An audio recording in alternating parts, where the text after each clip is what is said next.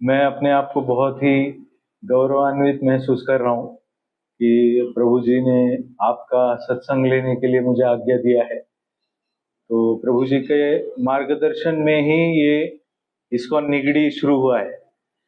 प्रभु जी, आप सब जानते हैं कि आधार स्तंभ है इस इस्कॉन निगड़ी के कांग्रेगेशन के, और विशेष करके वो अपने जो गुरु महाराज है उनसे बहुत घनिष्ठ संबंध है, गुरु को प्रसन्न किया है। तो इसलिए उनका आशीर्वाद हमारे लिए बहुत ही महत्वपूर्ण है। तो मुझे कभी कभी आश्चर्य लगता है कि प्रभु जी इतना एज होके भी इतना शक्ति से सेवा करते हैं हमेशा। पूरा मतलब ये सबसे डिफिकल्ट सेवा मुझे लगता है डोनेशन कलेक्शन। किसी को डोनेशन मांगना बहुत मुश्किल है, और किसी दानकर्ता के साथ संबंध रखना, अच्छे संबंध सालों साल रखना। लोग ऐसा समझते हैं कभी कभी कि दानकर्ता जो होते हैं उनको क्यों इतना प्रिविलेज देने का, मंदिर में उनके लिए स्पेशल लाइन, उनके लिए आओ आओ सब कुछ ऐसा क्यों करने का।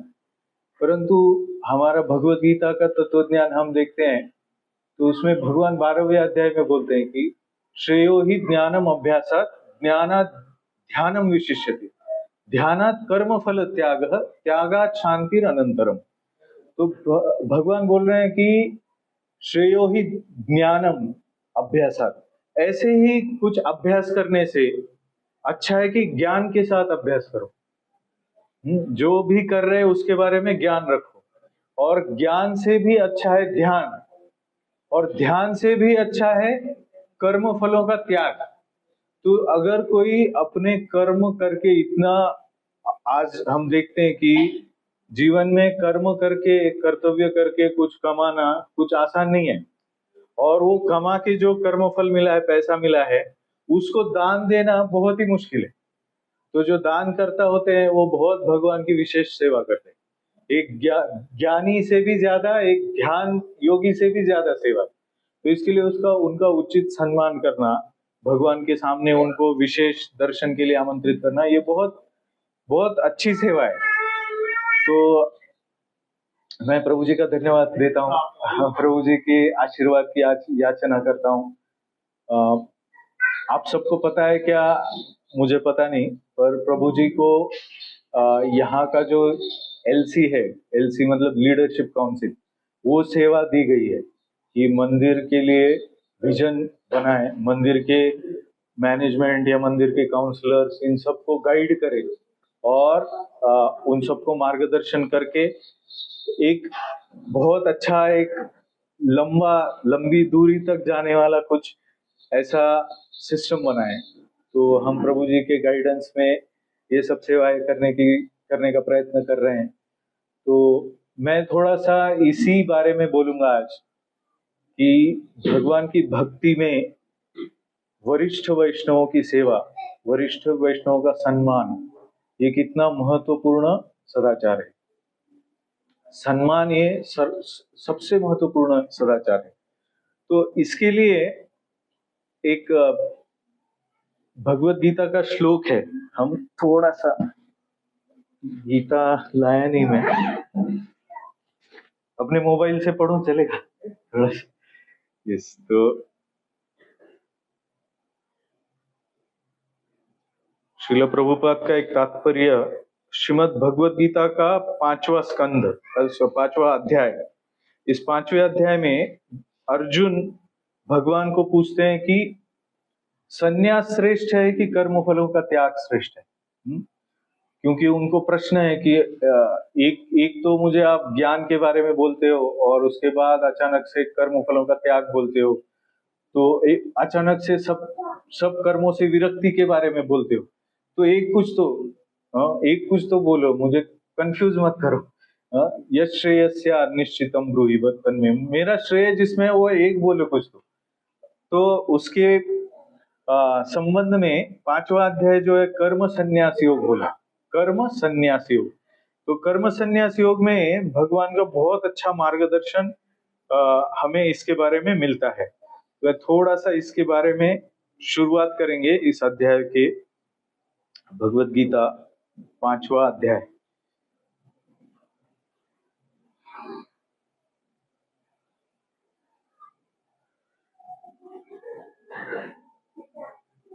कर्म संन्यास योग।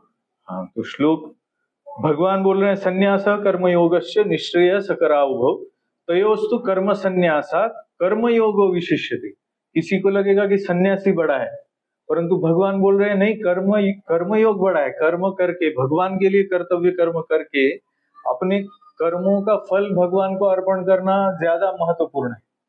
तो इसमें आगे जो श्लोक है उसका तात्पर्य भी हम पढ़ेंगे। ज्ञेयः स नित्य सन्यासी यो न द्वेष्टि न कांक्षति निर्द्वंद्वो ही महाबाहो सुखम बंधात प्रमुच्यते। हम जो आध्यात्मिक ज्ञान ले रहे हैं, ये अध्यात्म क्या है? ये अध्यात्म जीव के बारे में, आत्मा के बारे में। तो आत्मा का मोक्ष, आत्मा का जन्म मृत्यु के चक्र से छुटकारा, ये जो है इसके लिए लोग आध्यात्मिक जीवन जीते हैं। इसके लिए हम आध्यात्मिक जीवन जीते हैं। तो आध्यात्मिक जीवन में सुख पूर्वक बंधन से कैसे मुक्त हो सकते हैं, कर्म बंधन से कैसे मुक्त हो सकते हैं, इसका सूत्र यहाँ पे भगवान दे रहे हैं। क्या बोल रहे हैं? हे महाबाहो अर्जुन, जो द्वेष नहीं करता और अपने कर्म फलों की आकांक्षा नहीं रखता, जो वो हमेशा ही सन्यासी है, ऐसे जानना चाहिए। मतलब भगवान यहाँ पे सन्यासी को सिर्फ वस्त्र धारण करके घर से सर्वसंग परित्याग करके किसी मंदिर में या किसी जंगल में जाना, इसको नहीं कह रहे। क्या बोल रहे हैं? ज्ञेयः स नित्य सन्यासी, उसको हमेशा ही सन्यासी जानो। यो न द्वेष्टि न कांक्षति, जो द्वेष भी नहीं करता और किसी चीज की आकांक्षा भी नहीं करता, और वो हर एक द्वंद्व से मुक्त पुरुष बहुत सहजता से भौतिक बंधन को पार करता है और पूरी तरह से मुक्त हो जाता है। ऐसा फॉर्मूला भगवान ने दिया। तो वो फॉर्मूला हम थोड़ा सूक्ष्मता से देखेंगे। इसका अर्थ क्या है? क्या हम सबको सन्यासी बनने की इच्छा है? सन्यासी, भगवान जिसको सन्यासी कहते हैं, जैसे अपने प्रभु जी है, वो बाहर से तो गृहस्थ वेश में दिख रहे हैं, परंतु इनका पूरा जीवन भगवान की सेवा में समर्पित है। तो भगवान की व्याख्या से अगर इनको सन्यासी कहना है तो ये व्याख्या है। तो ये सन्यासी कर्म फलों का त्याग करना, ये बहुत बड़ा महत्वपूर्ण विषय है। तो तात्पर्य में प्रभुपाद लिख रहे हैं, जो पूरी तरह से कृष्ण भावना भावित है वो हमेशा ही सन्यासी है, पूर्णतः कृष्ण भावना भावित। अभी इसका हम लोग देखेंगे पूर्ण रीति से कृष्ण भावना भावित का अर्थ क्या होता है। क्योंकि जो अपने कर्म फलों का द्वेष जिसे लगता नहीं है, या जिसे कर्म फल की आकांक्षा नहीं है, भगवान के दिव्य प्रेममयी सेवा में समर्पित ऐसा सन्यासी परिपूर्ण ज्ञानी है। वो उसको परिपूर्ण ज्ञान भी है, क्योंकि उसे श्री कृष्ण के संबंध में अपने मूल स्वरूप स्थिति का ज्ञान हो चुका है। तो पूर्ण ज्ञान क्या है? अपनी पूर्ण स्थिति का ज्ञान क्या है?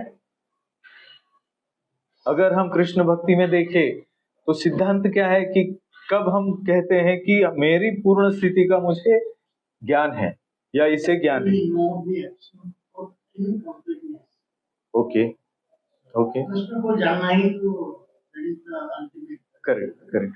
परंतु आपका स्वरूप क्या है? हाँ, ये पूर्ण जो आप बोल रहे हैं, भगवान परिपूर्ण सर्वत्र सर्वशक्तिमान ऐसे एक व्यक्ति है जो हमेशा ही हर जगह पे उपस्थित है, ओमनी प्रेजेंट, ओमनीसाइंट, मतलब हर जगह का उनको ज्ञान है, हर एक के हृदय में बैठे हैं। तो उनसे ही मत ज्ञान स्मृति अपोहनम च, मुझसे ही ज्ञान स्मृति विस्मृति और ज्ञान, ये सब मेरे से ही आता है, भगवान बोलते हैं। तो भगवान परिपूर्ण, वेदा हम समतीतानि वर्तमानानि च अर्जुन भविष्याणि च भूतानि माम तु वेत्त न कश्चन। मुझे सब पता है, मुझे हर एक के जीव के बारे में, उसका पास्ट प्रेजेंट फ्यूचर सब कुछ पता है। मेरे हजारों जन्म पता है, आपके हजारों जन्म पता है, आगे क्या होने वाला है सब पता है। और वो सर्वशक्तिमान है। ऐसे भगवान के हम दास है, हम अंश है, वो पूर्ण है। इसे हम क्या कहते हैं? अपने स्वरूप का सही ज्ञान। तो देखिए, कृष्ण भावना इतना सुंदर विज्ञान है कि ये हमें पहले से ही अपने नवसाधक अवस्था से ही बताया जाता है कि हम कृष्ण के दास है, इटरनली हम हमेशा के लिए कृष्ण के दास है। तो श्री कृष्ण परिपूर्ण है और उनके हम अंश है। ये ज्ञान परिपूर्ण है क्योंकि गुणात्मक दृष्टिया और परिमाणात्मक दृष्टि से ये बराबर है। गुणात्मक दृष्टि, परिमाणात्मक दृष्टि का अर्थ क्या है कि जैसे समुंदर होता है, समुंदर पूरा खारा होता है, तो ये गुण है समंदर का।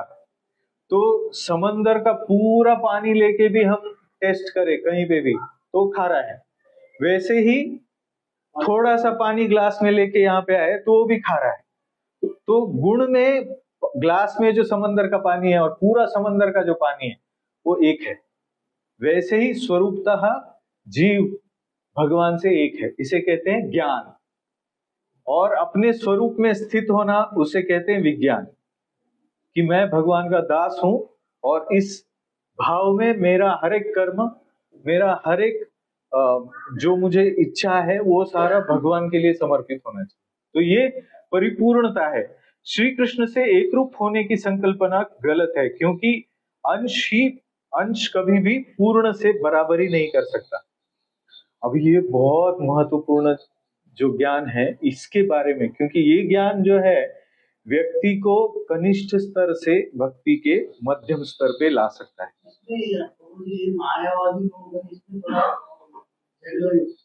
वर्ड जगलरी, हाँ, qualitative we have one with God. Quantitative is removed. Correct. But वो होते ही हाँ, कभी वो ये है ना, समुद्र का पानी है। तो ये जो ज्ञान है ये सही मायने में एक साइड है, सत्य है कि समुद्र का पानी और समुद्र एक ही है। हाँ, पार्शियली, बट वो हाफ ट्रूथ है।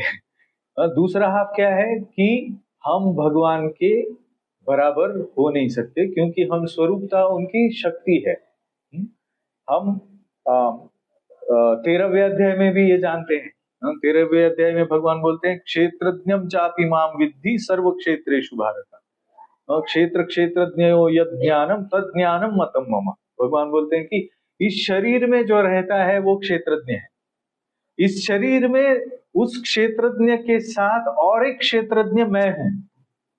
और उपनिषदों में भी ये कहा है कि एक ही शाखा पे दो पक्षी बैठे हुए, तो वहां पे दो बोला है, एक है जीव और दूसरा है परमात्मा। यस, तो आत्मा और परमात्मा, एक जीव है, एक अणु है, एक विभु है। तो इस तरह से चैतन्य महाप्रभु ने अचिंत्य भेदाभेद तत्व का निरूपण किया है। तो ये परिपूर्ण ज्ञान है और अंश कभी भी पूर्ण से बराबर नहीं कर सकता। तो अंश गुणात्मक दृष्टि से एक है, परंतु परिमाणात्मक दृष्टि से भिन्न है। तो ये ज्ञान योग्य और दिव्य है, क्योंकि ऐसे ज्ञान से आकांक्षा और शोक करने लायक कुछ भी बाकी नहीं रहता। जीव स्वयं में ही पूर्णत्व प्राप्त कर लेता है। अगर ये हम थ्योरेटिकली जानते हैं, थ्योरेटिकली मतलब एक पढ़ के जो हमें समझता है कि जीव, मैं आत्मा भगवान के अंश के रूप में उनका एक नित्य सेवक हूं और मेरा उस नित्य सेवा में स्थित रहना ये मेरा स्वरूप है। ये थ्योरी से जानना, ऐसे किसी ने बताया, हाँ जान लिया, फिर उसके बाद मान लिया क्या, माना क्या ऐसा? मेरा हर एक जो प्रयास है वो भगवान की संतुष्टि के लिए होना चाहिए। ऐसा मेरा प्रयास हो रहा है क्या कि मैं भगवान की संतुष्टि के विपरीत कुछ कर रहा हूं? अगर मैं भगवान की संतुष्टि के विपरीत कुछ आज मेरे जीवन में कर रहा हूं तो मैं अभी तक इस सिद्धांत को जानता हूं पर मानता नहीं हूं। ये हाँ, तो ये एक सेल्फ रियलाइजेशन तो बात की अवस्था है, परंतु ये जो अवस्था है मानने की अवस्था है। अगर मुझे किसी चीज में सुख महसूस होता है, सुख का अनुभव होता है, जैसे किसी को गुलाब जामुन खाने में सुख महसूस होता है, किसी को अपनी पत्नी के साथ रहने में सुख आनंद महसूस होता है, तो ये जो है वो आनंद का अनुभव करके वो व्यक्ति उस आनंद के प्रति समर्पित हो जाता है। कोई एक अनमैरिड व्यक्ति को बोलेगा कि पत्नी के साथ रहने में बहुत बड़ा सुख है, तो उसके लिए वो क्या हुआ? Theoretical knowledge. जब वो पत्नी के साथ सुख का अनुभव अपने गृहस्थ जीवन में करता है तो वो क्या हुआ? उसका अनुभव। उस अनुभव के साथ उसमें उसके ज्ञान में क्या परिवर्तन होगा? वो जो जानता था उसको मानने लगेगा। मानता कब है व्यक्ति? जब वो जानने के बाद अनुभव करता है और उसका सिद्धांत को वो अपने मन बुद्धि के द्वारा, विशुद्ध बुद्धि के द्वारा, उपनिषदों ने कहा है कि अगर हमें अपने स्वरूप को देखना है तो हमें विशुद्ध मन और बुद्धि से ही वो दिखेगा। हमें भगवान का सत्य स्वरूप और अपना सत्य स्वरूप सही में अनुभव करना है तो वो हमें विशुद्ध बुद्धि के द्वारा हो सकता है। हाँ? तो ये विशुद्ध बुद्धि जो है उसको प्राप्त करने का यहाँ पे, प्राप्त करने के बाद क्या होता है वो यहाँ पे दिया है कि ऐसे ज्ञान से आकांक्षा और शोक करने लायक कोई भी कारण जीव के लिए नहीं रहता। तो ऐसा व्यक्ति जो इस अनुभव में स्थित है उसमें क्या लक्षण प्रकट होता है? ये लक्षण, उसको कोई आकांक्षा नहीं रहती और उसको कोई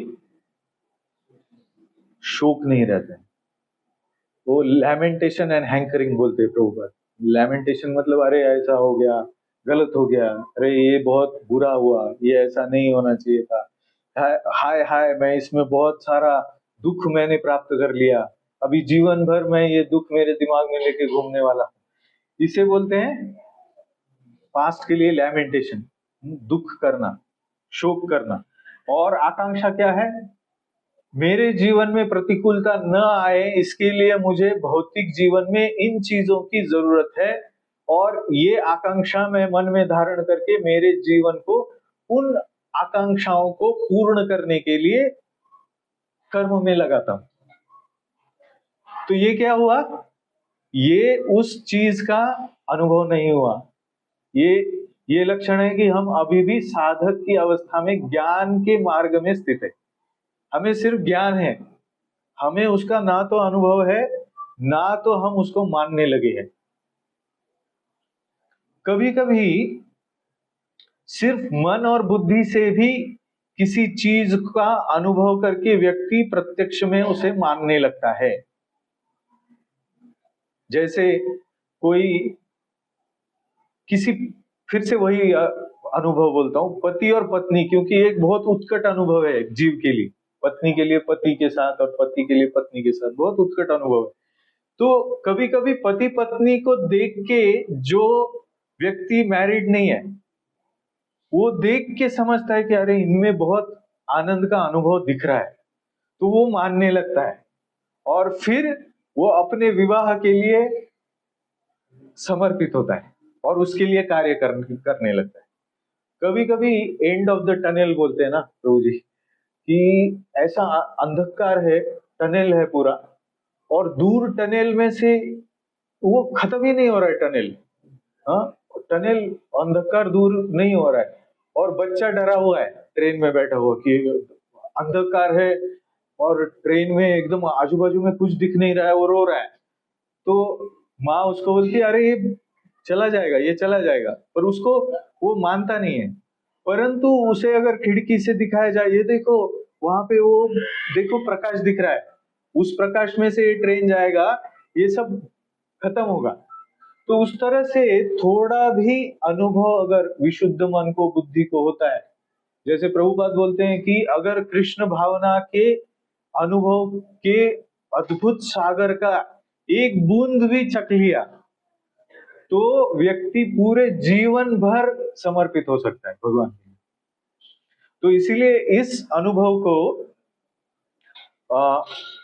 अगर करे तो मन में जो द्वंद्व है वो नहीं रहता है, द्वंद्व मुड़ीच नसते, मतलब बिल्कुल ही नहीं रह जाता है, क्योंकि वो जो भी कर रहा है वो सब कुछ श्री कृष्ण के प्रीत्यर्थ करता है। इस प्रकार से द्वंद्व स्थिति से मुक्त होने वाले वो प्राकृत जग से भी, प्राकृत जग में रह के भी मुक्त रहता है। तो प्रभुपाद बोल रहे हैं कि हम इसी शरीर में रह के भी कैसे मुक्त रह सकते हैं। तो उसको सन्यासी का है, नेह स नित्य सन्यासी, जो यो न द्वेष्टि न कांक्षति, ना तो अपने लिए कुछ आकांक्षा करता है और अपने लिए, अपने को प्राप्त हुए के लिए कुछ द्वेष करता है, किसी से भी द्वेष भावना नहीं रखता है, किसी के प्रति भी आकांक्षा नहीं रखता है, नो एक्सपेक्टेशन, जीरो। तो ये जो है ये कनिष्ठ स्तर से व्यक्ति मध्यम स्तर पे है, इसका लक्षण। तो हमें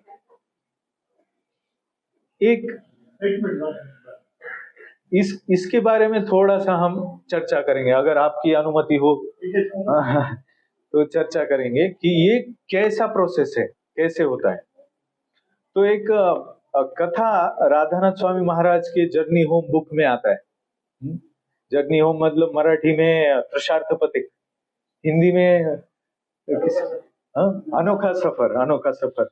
उसमें एक कथा आता है कि जब श्रील प्रभुपाद से मिलने के बाद परम पूज्य राधानाथ स्वामी महाराज जनकपुर में जाते हैं, अपना उनका पूरा जर्नी है, अभी तक वो श्रील प्रभुपाद के प्रति पूरी तरह से समर्पित नहीं हुए। हाँ, तो वो अभी मतलब ढूंढ रहे, अभी भी सत्य को ढूंढ रहे, परंतु श्रील प्रभुपाद के आशीर्वाद से वो बहुत सारा भगवत गीता का सिद्धांत अभी जान चुके हैं। तो वो जनकपुर में एक जगह पे, एक ऊंचे स्थान पे उन्हें एक सन्यासी बैठा हुआ दिखता है, सन्यास वस्त्र में, 50 के ऊपर का उसका उम्र है, और लोगों की लाइन है पूरी उससे आशीर्वाद लेने के लिए। महाराज वहां पे वर्णन करते हैं कि ये सन्यासी बहुत शांत दिख रहा है, चेहरे से संतुष्ट दिख रहा है। तो महाराज ढूंढ रहे हैं सत्य को, सारे साधुओं का समागम कर रहे हैं। तो जाके उस साधु के पास गए, तो साधु ने देखा कौन आया है, ये कोई पाश्चात्य व्यक्ति है, तो उन्होंने अपने बाजू में बैठने के लिए उनको बोला। तो महाराज बोलते हैं कि मुझे बहुत अच्छा लगा, कि मुझे सम्मान लगा और मुझे बहुत बड़ी कृपा मिली है, ऐसा लगा। तो फिर उन्होंने कुछ प्रश्न पूछे महाराज से कि तुम पाश्चात्य दिखते हो, तुम यहाँ क्या कर रहे हो? तो महाराज उत्तर देते कि मैं सत्य के खोज में ढूंढ रहा हूं। तो वो बोलते हैं कि अरे क्या सत्य की खोज कर रहे हो तुम मूर्ख हो। आशीर्वाद दे रहे हो, ये इंग्लिश में वार्तालाप चल रहा है, और जो आशीर्वाद लेने वाले लोग हैं वो सारे इंग्लिश नहीं जानते हैं। प्रभुपाद ये महाराज बोल रहे हैं, तो तुम मूर्ख हो, तुम मूर्ख हो, तुम मूर्ख हो, 3-4 बार वो सन्यासी बोलते। तुम क्यों आए हो यहाँ कोई सत्य नहीं मिलने वाला है। किस सत्य की खोज कर रहे हो तुम? सत्य ये है कि तुम्हारे अमेरिका में इतना सारा वैभव है, इतने सारे साधन सामग्री है, संपत्ति है, इतनी सारी सुंदर सुंदर स्त्रियां है, खाने पीने के अलग अलग व्यंजन है, उन सब में सबको एंजॉय करने का ध्येय छोड़ के तुम यहाँ मरने के लिए क्यों आए हो? एकदम गुस्सा, लाल आंखों से वो बरस रहे पूरे महाराज पे। तो महाराज बोल रहे हैं कि ऐसा सन्यासी देख के मैं चौंक गया। वो लाइन का वर्णन कर रहे हैं कि उस लाइन में लोग ऐसे दूर दूर तक खड़े हैं उनका आशीर्वाद लेने के लिए कि आध्यात्मिकता उनसे मिले, और ये जो सन्यासी है वो उस भौतिकता में इतना व्यग्र है, बाहरी रूप से सन्यास धारण किया है। वो बोल रहा है मैं इतने सालों से सन्यासी हूं, मुझे कुछ भी नहीं मिला इस मार्ग में, कुछ भी अनुभव नहीं हुआ सत्य का। सत्य ये है कि मैं आज एकदम खराब दाल भात खा रहा हूं बस। मुझे कोई अच्छे व्यंजन नहीं मिलते, मेरे जीवन में कोई सुख नहीं है। मैं पूरा दुखी हूं। तुम क्या ऐसा दुख वाला जीवन जीने के लिए ये सारा छोड़ के आए तुम्हारा? हाँ, जाओ उधर लौट के, यहाँ पे क्यों आए हो? ऐसे बोलते। तो महाराज बोलते वहां पे एक स्त्री उसी समय वो लाइन में उन्होंने देखी, जो अपने छोटे से बच्चों को महाराज आशीर्वाद दो करके, वो क्या आशीर्वाद देंगे महाराज बोल रहे हैं। हम्म? तो मैंने एक बार गोपति प्रभु इस श्लोक पे प्रवचन दे रहे थे मंदिर में। मैंने बोला ऐसा कैसा हो सकता है प्रभु जी की सन्यासी बाहरी रूप से है, वस्त्र धारण किया है और उसमें द्वेष और आकांक्षा है। उसको अभी ये जो सन्यासी का उदाहरण है, प्रभु जी ने बोला हाँ ऐसा तो नहीं होना चाहिए, क्योंकि मैं जानता था अपने इस्कॉन के सन्यासियों को, अर्थात कुछ प्रॉब्लम अपने यहाँ भी होते हैं, परंतु सिद्धांत अगर हम देखें तो सन्यासी ऐसा थोड़ी होता है कि उसको आकांक्षा और द्वेष है। तो प्रभु जी ने तभी मुझे आज कुछ सालों बाद लगा कि नहीं नहीं ऐसे भी सन्यासी, ये जब मैंने पढ़ा तो मुझे लगा कि इसीलिए भगवान श्री कृष्ण व्याख्या कर रहे ज्ञेय स नित्य सन्यासी यो न द्वेष्टि न कांक्षति। कौन द्वेष नहीं करता, आकांक्षा नहीं करता, वो हमेशा ही सन्यासी है, द्वंद्व से मुक्त। परंतु अगर बाहरी रूप से कोई वेश धारण करता है, जैसे मेरे जैसा कुछ ये जैसा थोड़ा ब्रह्मचारी जैसा ही वेश है, हाँ? तिलक लगाया है, कंठी लगाया है, कनिष्ठ स्तर पे व्यक्ति द्वेष और आकांक्षाओं से मोहित होके भगवत भक्ति के विपरीत कर्म करता है। परंतु हम जब मध्यम स्तर के लिए प्रयत्न करते हैं साधना में, तो हमें इस स्तर को प्राप्त करना है।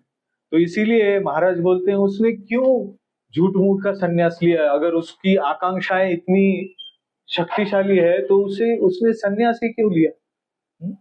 तो इस तरह से महाराज प्रश्न उपस्थित करते हैं। तो इसका सॉल्यूशन हमारे लिए क्या है? तो ये है कि हम जिस मार्ग पे चल रहे हैं, ये जो भगवत गीता का मार्ग है, ये मार्ग क्या कहलाता है? ब्रह्म विद्या। ब्रह्म विद्या, भगवत गीता को ब्रह्म विद्या कहा गया। ब्रह्म विद्या सामान्य विद्या नहीं है, या हमारा जो भक्ति मार्ग है हम जिस पे चल रहे हैं, ये कोई सामान्य मार्ग नहीं है। जिसको बहुत ब्रह्म जिज्ञासा है वास्तव में, आत्मा, परमात्मा, भगवान और उनके साथ हमारा शाश्वत संबंध और हमारी बद्ध अवस्था, ये पूरी सृष्टि कैसे होती है, मैं सृष्टि में यहाँ पे उपस्थित कैसे हुआ, मेरा जन्म कैसे हुआ, ये ब्रह्म जिज्ञासा जिसमें है, और मेरे ऊपर दुख क्यों आते हैं, मुझे इन दुखों के परे कहीं अस्तित्व होगा तो वहां जाना है, ऐसी जो ब्रह्म जिज्ञासा है उसके उत्तरों के लिए भक्ति मार्ग है या ब्रह्म विद्या है, सामान्य आकांक्षाओं के लिए नहीं है। तो हम जब भक्ति मार्ग में जब साधक के रूप में द्वेष और आकांक्षाओं से भरे हुए होते हैं कनिष्ठ स्तर पे, तो हमें मध्यम स्तर के ओर जाते वक्त इस ब्रह्म जिज्ञासा को शक्तिशाली करना है। महाराज बोलते हैं गुड डॉग बैड डॉग, हमें बुराइयां भी है। मैं वैसे तो यहाँ ऐसे व्यासासन पे बैठ के कुछ बोलने के लिए वेदों में देखेंगे तो मेरा कोई ये नहीं है, एलिजिबिलिटी नहीं है, मतलब मैं इस पर बैठने लायक नहीं हूँ। भागवतम के एक तात्पर्य में प्रभुपाद लिखते हैं कि व्यासासन पे कौन बैठ सकता है, अगर वो पढ़ते हैं तो वो बैठ नहीं सकते व्यासासन पर। ये वैसा ही है जैसे अगर गणित नहीं जानते हैं 1 + 1 2 होता है, कैसे होता है, ये प्रक्रिया नहीं जानते, पर छोटा बच्चा अगर अपने टीचर से सीख के वैसा ही बोलते हैं 1 + 1 = 2, तो वो सही है। तो इस तरह से हम जो यहाँ पे बोल रहे हैं वो भगवत कृपा से, भगवान की कृपा, प्रभुपाद की कृपा, गुरु की कृपा, वरिष्ठ वैष्णव की कृपा, इस कृपा से हम बोल रहे हैं और हम सुन रहे हैं। ये कथा उपलब्ध हमें कराई है गुरु कृपा ने, नहीं तो कलयुग जैसे घोर युग में ब्रह्म जिज्ञासा कौन करने वाला है? यहाँ पे हम देख रहे हैं कि कलयुग में जनकपुरी मतलब माता सीता का जन्म स्थान है, वहां का सन्यासी है। एक बार मैं दक्षिण भारत में गया था।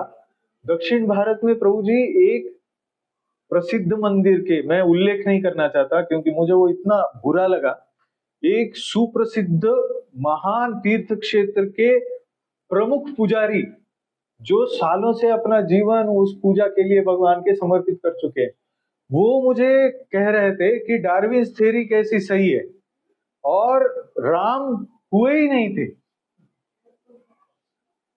मैं अचंभित रह गया कि ये पूजा कैसे अर्पित करते होंगे, भगवान की पूजा किस भाव में करते होंगे, अगर ये भगवान का अस्तित्व ही नहीं मानते। प्रभु जी जो बोल रहे थे ये हाफ ट्रुथ, ये एक्चुअली जो मायावाद है उसे अथीज्म कहा गया है, मतलब वो भगवान को अल्टीमेटली वो मानते ही नहीं है। परंतु ये जो ब्रह्म विद्या है ये हमें भगवान का स्वरूप सही मायने में क्या है वो सिखाती है। तो ये एक महाभारत का एक श्लोक है, नैतत् ब्रह्मत्वरमाणेन लभ्यम यन्मां पृच्छन् इति हृष्यति एव बुद्धो विलीने मनसि प्रचिंत्या विद्या ही सा ब्रह्मचर्येण लभ्या।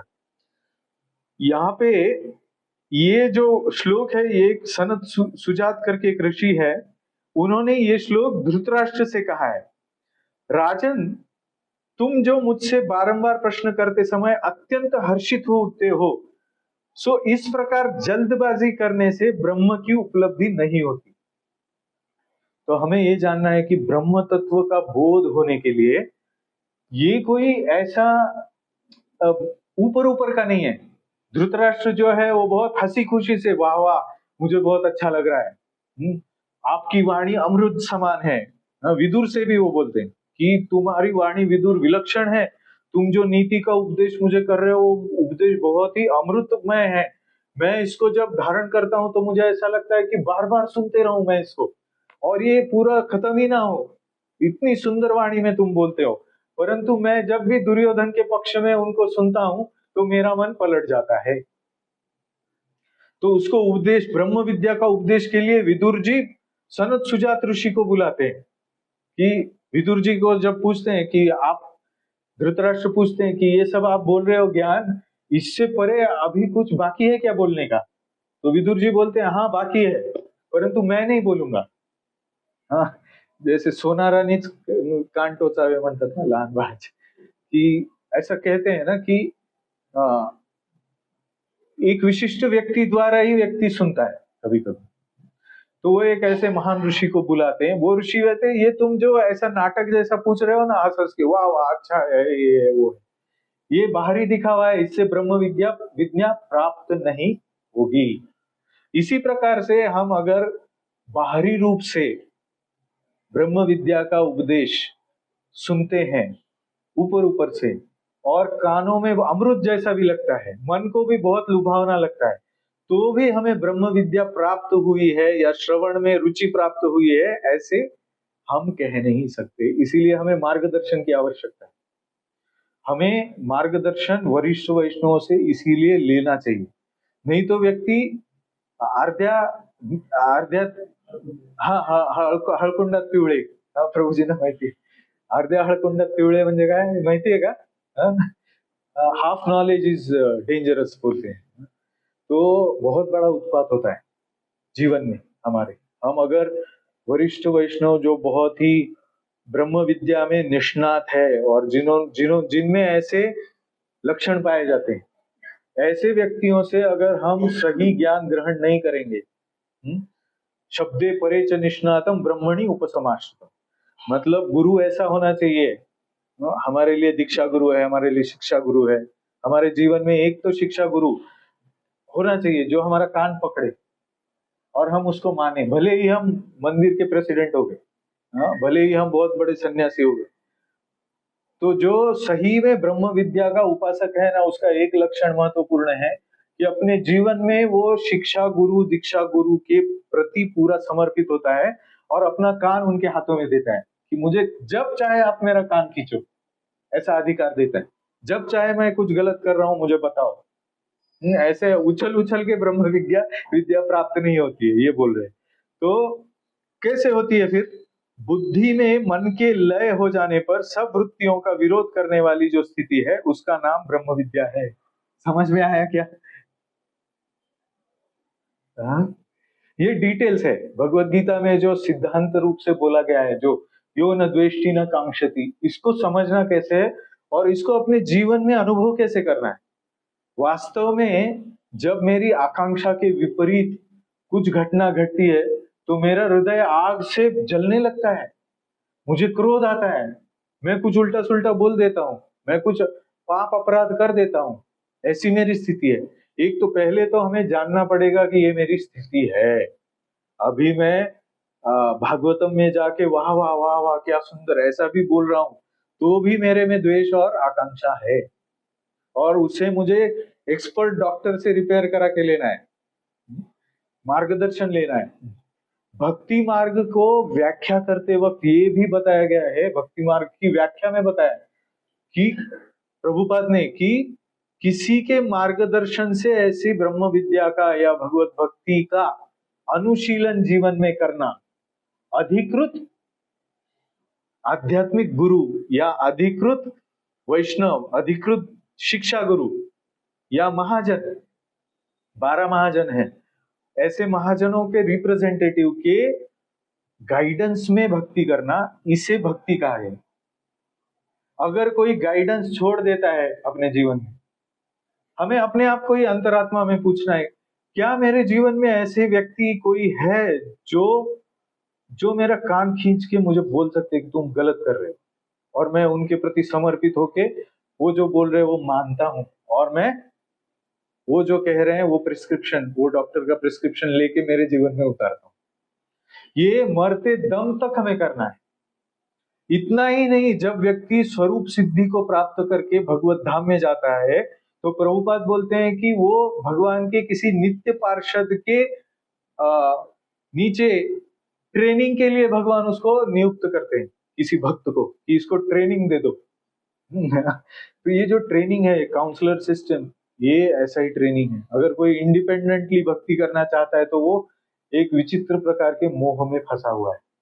तो ये जो प्रक्रिया है कि बुद्धि में मन के लय हो जाने पर, इसका अर्थ क्या है? बहुत सुंदर है जो हम डिस्कशन कर रहे हैं उसमें। बहुत ज्यादा हेवी तो नहीं हो रहा है ना? बुद्धि में मन को विलय करना मतलब क्या? अगर हम ब्रह्मचारियों का जीवन देखेंगे ना, तो ये एक उदाहरण है। जो अपने वरिष्ठ ब्रह्मचारी ऐसे संन्यस्त अवस्था को अपने जीवन में उतार चुके हैं, और उनके जीवन में हम देखते हैं, जैसे अपने कभी कभी मुझे जड़ भरत प्रभु को देख के ऐसा महसूस होता है कि इनमें ये लक्षण दिख रहे हैं, ये जो यो न द्वेष्टि न कांक्षति, ये लक्षण उनमें दिख रहे हैं। और मैंने ये भी देखा है वो कैसा मार्गदर्शन लेते हैं, वो भी मतलब वो संन्यस्त है परंतु वो भी मार्गदर्शन में रहते हैं। तो इस तरह से मार्गदर्शन में रहना बहुत महत्वपूर्ण। कभी हम सब साधक है, साधक को हमेशा ही मार्गदर्शन है।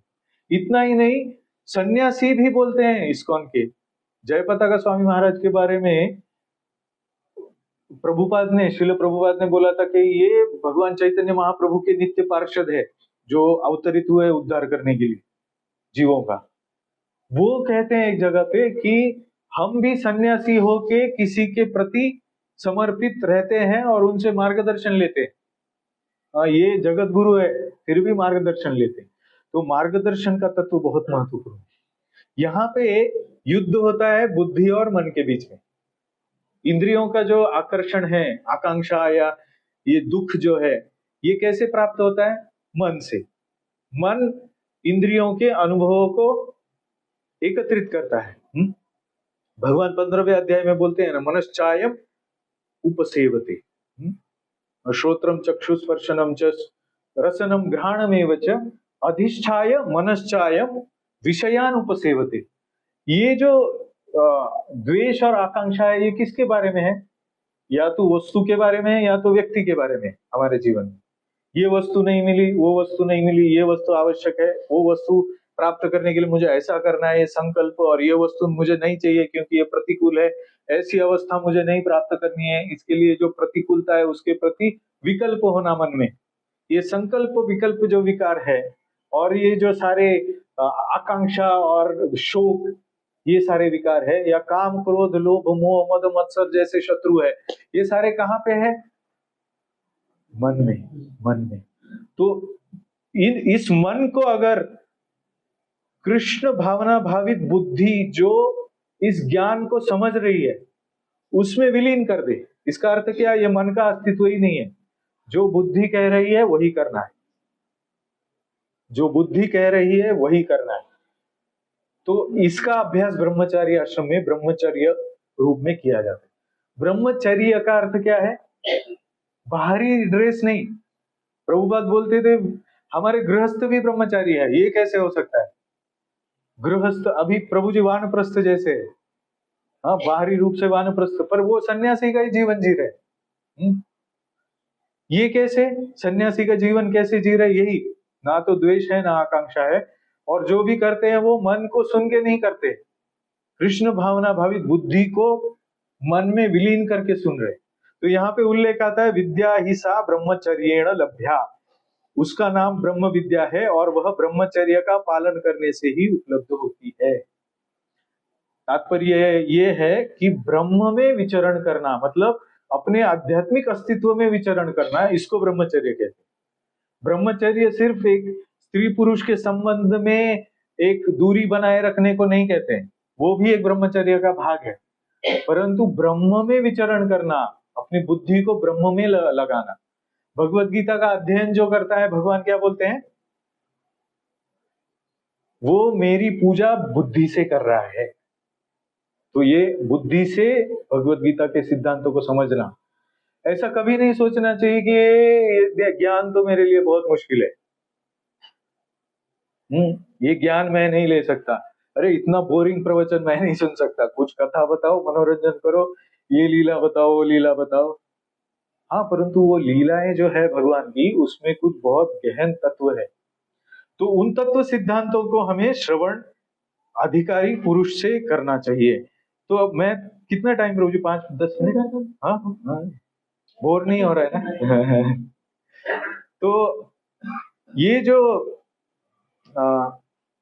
हमारा जो मन है ना, वो बहुत बार हमें या तो विषय वस्तु के बारे में या व्यक्ति के बारे में विचलित करता है। हमारे घर में हमारे आपके पति है, आप पत्नी है, मेरी पत्नी है, मेरे बच्चे हैं, बेटे हैं, मेरे पिताजी माँ है, और समाज है, मेरा ऑफिस है, हर जगह पे अलग अलग अलग व्यक्तियों से हमारा संबंध आता है। उन सारे संबंधों में हमें चेक करना है हम कैसे, किस दृष्टिकोण से उनके साथ आदान प्रदान करते हैं। प्रैक्टिकली क्या मैं, मेरे साथ मेरा बेटा ऐसा व्यवहार करे ऐसी आकांक्षा करता हूं, ऐसा व्यवहार ना करे ऐसी कुछ आकांक्षा करता हूं? क्या मैं उसने ऐसा ही करना चाहिए ऐसी सोच रखता हूं? और अगर वो वैसा ना करे तो मैं उद्विग्न हो जाता हूं, मेरे में विकार आ जाते हैं। ये सब हमें चेक करना है हर रोज। शनै ही उपरमे बुद्ध्या धृति गृहीतया आत्म संस्थम मन कृत्वा न किंचित अभिचिंतयेत, भगवान बोलते हैं। इसको धीरे धीरे इस विद्या को सीखना है, धीरे धीरे ऑब्जर्व करना है, अंतर्मुख होके, अंतर्मुख होके पूछना है कि मैं क्या कर रहा हूं। हर एक, ऐसा कहा जाता है व्यक्ति जो मूढ़ है, मूर्ख है, वो पहले कार्य कर देता है फिर उसके बारे में सोचता है अरे मैंने सही किया कि गलत किया। और जो व्यक्ति बहुत बुद्धिमान है, वो कार्य करने से पहले सोचता है कि मैं करना चाहिए कि नहीं करना चाहिए, 10 बार सोच के वो करता है। वो धर्म का उसमें पालन हो रहा है कि नहीं इसके बारे में सतर्क होता है, विचार करता है, और उसके बाद वो कार्य करता है। तो इसीलिए हम जब भी कोई कार्य कर रहे हैं तो मन से नहीं करना है, आध्यात्मिक विशुद्ध बुद्धि से करना है। बुद्धि भी हमारी करप्ट है। बुद्धि क्या करती है? अति बुद्धिमान व्यक्ति कभी कभी दाम्भिक बन जाता है। बाहर से उसका जीवन एक होता है, अंदर से उसका एक जीवन होता है। तो इसके बारे में भगवत गीता में कहा गया, आत्म संभाविता स्तब्धा धन मान मदान्विता यजन्ते नाम यज्ञ हिते दम्भेन अविधि पूर्वकम। भगवान इसको 16वें अध्याय में आसुरी संपदा का वर्णन करते वक्त बोल रहे हैं। यहाँ पे एक आश्चर्य करने के जैसा एक है कि यहाँ पे भगवान ने इस श्लोक में कहा यजन्ते, यजन्ते मतलब यजन करते हैं। यजन मतलब क्या? वर्शिप। या यज्ञ करना, यजन्ते नाम यज्ञ ही, यजन करना यज्ञ के रूप में, ऐसे आसुरी संपदा में वर्णन है, दैवी नहीं, कि ये लोग अनुष्ठान करते हैं यज्ञों का। यज्ञों में से सर्वश्रेष्ठ यज्ञ क्या है? जप यज्ञ, सब जानते हैं हम, हाँ? यज्ञानाम जप यज्ञोस्मि भगवान बोलते। तो यजंती ही नाम यज्ञ ही ते दंभेन अविधि पूर्वकम, दंभ दाम्भिकता से और अविधि पूर्वकम मतलब विधि छोड़ के। तो अगर हम नाम जब बाहरी रूप से कर रहे हैं, नाम यज्ञ है ना, बाहरी रूप से नाम मात्र कर रहे हैं, बस माला खत्म करना है कैसे तो करके कर रहे हैं, नाम ऐसे ही कर रहे हैं, दंभ से कर रहे हैं, मतलब अंदर से कुछ कनेक्शन नहीं हो रहा है, अंदर से पूरा खोखला है। हाँ, बाहर से दिखा रहे बड़ा बड़ा, मैं मंदिर जाता हूँ, मेरे बीच में मत आओ, मेरा मंदिर का कार्य है, तुम मेरे बीच में, हाँ, फॉर्मेलिटी करके। ये क्या है? ये कोई मतलब ऐसा नहीं कि ये व्यक्ति कुछ प्रोग्रेस नहीं कर रहा है, नाम तो नाम है। जैसे दवाई तुम ले लो, तुम्हें पता हो कौन सी दवाई है कौन सी नहीं और कैसे कार्य करती है, फिर भी ठीक हो जाएगा। या अग्नि, हाँ करेक्ट, टाइम लेगा, अग्नि है, जलाने ही वाला है, पता है आपको जलाने वाला है, नहीं पता है वो फर्क नहीं पड़ता है। वैसे ही नाम जो है वो करने वाला है काम अपना, परंतु हम आसुरी स्वभाव से भगवान के साथ आदान प्रदान कर रहे हैं। भगवान को आसुरी आदान प्रदान अपेक्षित नहीं है, तो बोल रहे हैं दंभेन अविधि पूर्वकम, दंभ से। तो दंभ का अर्थ क्या होता है? कि मेरा लोग में नाम हो, प्रसिद्धि हो, आदर हो, मुझे ये नाम जब से कुछ बहुत सारा भौतिक उपभोग मिले, अनुकूलता मिले, जॉब लग जाए, हाँ, और जॉब में मेरा प्रोग्रेशन हो जाए, मेरा 2 BHK 3 BHK हो जाए, हाँ, ये सब जो है ना वो भौतिकता से नाम लेना है। हमें इस स्तर से आगे जाना है, ये स्तर भी स्तर है, मान्यता प्राप्त स्तर है। गोस्वामी, अपने जो गोस्वामी है उन्होंने भी इसको मान्यता दिया। अकामो सर्व कामो वा मोक्ष कामो दारधि तीव्रेण भक्ति योगे न यजेत पुरुष परम। आसुरी भी हो फिर भी हमें ये करना ही है। हमारे हृदय में हजारों कामनाएं भी हो तो भी हमें पूरी शक्ति से भगवत भक्ति में, भारी नाम में लगना है। परंतु भक्ति जो है वो भगवान को प्रसन्न करने के लिए, अप्रसन्न करने के लिए नहीं है। तो भगवान इसके बारे में इसलिए बोल रहे दंभे न अविधि पूर्वकम, ये नहीं, मुझे अपेक्षित नहीं है। अगर कोई आपके घर में पत्नी है, पत्नी बोलती है गिळ मेल्या गिळ घे खाए जाता, तुला करून करून मी थकले, हाँ मैं थक गई तुम्हें खाना खिलाते खिलाते, कितना खाते हो? तो क्या ये भक्तिपूर्ण सेवा हुई? सेवा कर रही है, हाँ कर रही है, खिला रही है, दाम्भिकता से। हाँ, तो ये जो है ना भक्ति के भी अलग अलग स्तर है। तो हमें ये दंभ के बारे में सोचना है कि मन में जो दंभ है ना वो क्या कर रहा है, कि ये क्या मैं सिर्फ जन्माष्टमी के दिन ही आके सेवा करता हूँ, देखो देखो सेवा कर रहा हूँ, या कोई प्रतिष्ठित प्रचारक आता है तो उसके सामने हाँ प्रभु जी प्रभु जी प्रभु जी ऐसे कर रहा हूँ, ये दाम्भिकता है। हर रोज का, हर वक्त का, हर मिनट मिनट का भक्ति ये काम है। तो इसमें भगवान का पूजन तो होता है परंतु ये नाम मात्र होता है। और ये जैसे गोरक्षण में वगैरह भी देखा है, कुछ गौ सेवक होते हैं सिर्फ दूध जो गाय देती है उसकी सेवा करते हैं, बाकी के कत्ल खाने में भेज देते, वो गो सेवा नहीं हुई फिर। वो प्रॉपर, कुछ ऐसे संत भी है जो दूध ना देने वाली गाय जो मरने को आई है उसकी सेवा करते, तो उसमें दंभ नहीं है। हाँ हाँ, तो ये जो है किसी भी सेवा में लागू होता है। किसी धार्मिक संस्थान में हम संचालक भी बन जाए तो भी ये दंभ हो सकता है। अगर हमारा अंदर से आकांक्षा और द्वेष मिट चुका है, नहीं मिटा है, और हम किसी ऐसे भौतिक आकांक्षा से, जैसे हम जब दान लेते हैं तो भगवान ये संतों ने कहा है कि हम दान जिससे लेते हैं उस दानकर्ता के साथ किस लिए संबंध बना रहे हैं? हाँ, क्यों संबंध बना रहे हैं? हम भगवान के साथ उसको कनेक्ट करने के लिए संबंध बना रहे हैं, ना कि हम अपनी भौतिकता में अनुकूलता प्राप्त करने के लिए संबंध बना रहे हैं। वो हमारे पॉकेट में नहीं जाने वाला है। परंतु कुछ ऐसे संस्थाएं होती है जिसमें वो पैसा लेते हैं धर्म के नाम पे और अपना घर चलाते हैं। तुकाराम महाराज ने भी इसका निषेध किया है, कथा करुणी द्रव्य मिळविती, मतलब कथा करके द्रव्य प्राप्त करता है। वैसे ही हम अगर भौतिकता अनुकूलता के बारे में सोच सोच के नाम ले रहे हैं, सोच सोच के भक्ति कर रहे हैं और प्रतिकूलता में हम भड़क रहे हैं, अपने सदाचार का पालन नहीं कर रहे, वरिष्ठों के प्रति अपराध, भक्तों के प्रति अपराध ऐसा कर रहे हैं, तो ये हमें वास्तविक भजन नहीं है। हाँ, जब कोई देख रहा है तो हरे कृष्ण कृष्ण कृष्ण हरे हरे, और कोई जब नहीं देख रहा है चलो टीवी देखो, हाँ क्या चल रहा है, क्या सीरियल, हाँ ऐसा। तो ये दम्भ है, ऊपर ऊपर से बहुत वैराग्य दिखाना, लोगों में ऐसा दिखाना मैं कैसा हूँ, घर में गए कड़ी बंद, अंदर एकदम वेब सीरीज चल रहा है, हाँ कुछ तो टाइम पास चल रहा है। तो ये दम्भ होता है। तो अभिविधि पूर्वक मतलब शास्त्र को बिना माने, शास्त्र में कहा गया है ना, you should be under guidance, you have to take guidance of guru. अगर आपने वो नहीं लिया तो फिर वो शास्त्र पूर्वक नहीं हुआ। आज भी सुबह बहुत सुंदर श्लोक कोट किया भागवतम में, मैं वो नोट करके लाया। आयु श्रियम यशो धर्मम लोकान आशीष एवच हंति श्रेयांसी सर्वाणी पुंसो महत अतिक्रमः। तो भगवान ने हर जगह पे ना ऐसे डेंजर जोन बता के रखे, इधर मत जाओ गलती से, ये मत करो गलती से, नहीं तो तुम्हारा सब नष्ट हो जाएगा, ऐसा ये श्लोक है। My dear king, when a man persecutes great souls, great soul कौन है, महात्मा कौन है, भगवान क्या बोलते, महात्मा कौन है,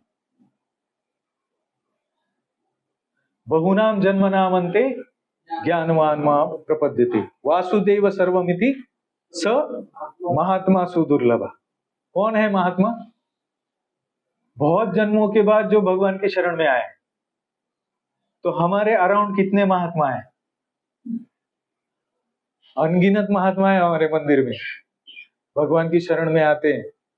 और अगर उनका महत अतिक्रमा मतलब उनको लांग के जाना, उनका अनादर करना, तो ऐसा अनादर करने से क्या होता है, भगवान बोलते हैं ऑल हिज बेनिडिक्शंस, उसके सारे जो आशीर्वाद उसे प्राप्त हुए हैं ना, जैसे लॉन्जेटिविटी मतलब आयु, दीर्घायु, उसका सौंदर्य, ऐसा शास्त्रों में कहा गया है कि जो भी बहुत ज्यादा पापी व्यक्ति होता है उसको अगले जन्म में बहुत कुरूप ऐसा रूप प्राप्त होता है, दिखने में बहुत भयानक ऐसा रूप प्राप्त।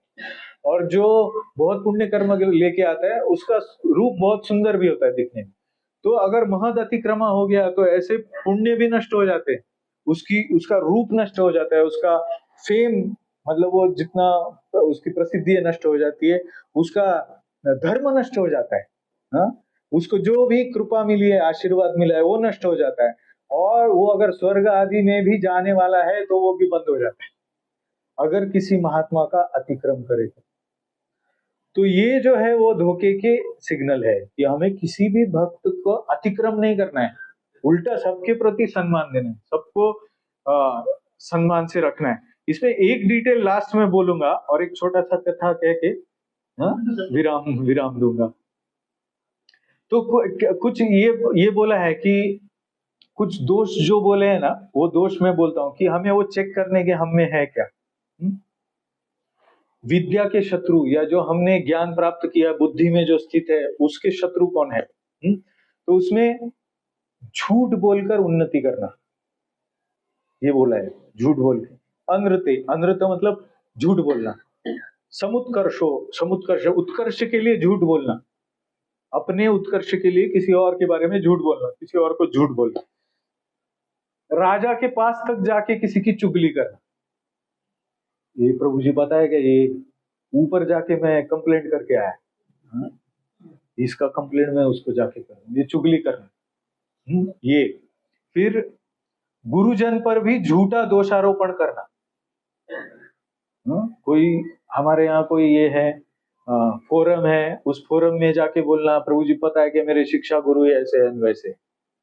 अरे शिक्षा गुरु कैसे बोल रहे हो फिर उसको तुम, ये तुम्हारा विश्वास है? भगवान के भक्तों को जानना ऊपर ऊपर से इतना आसान नहीं है। कभी कभी लोग बोलते हैं अरे वो तो मुझे होटल में दिखा था, वो भक्त होटल में खाता है। ऐसा जजमेंटल होना, उसका कुछ बहुत बड़ा कुछ ये होगा, उसको मन में ऐसा द्वेष और आकांक्षा उसके मन में है कि नहीं, हम जानते हैं क्या।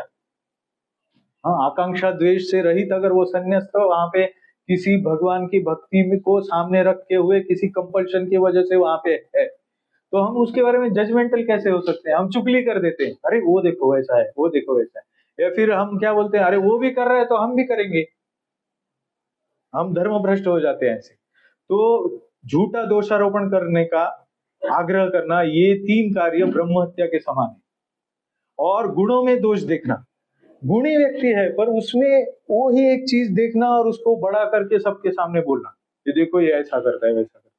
गुणों में दोष देखना एकदम मृत्यु के समान है। निंदा करना लक्ष्मी का वध है, बोले किसी का निंदा करना।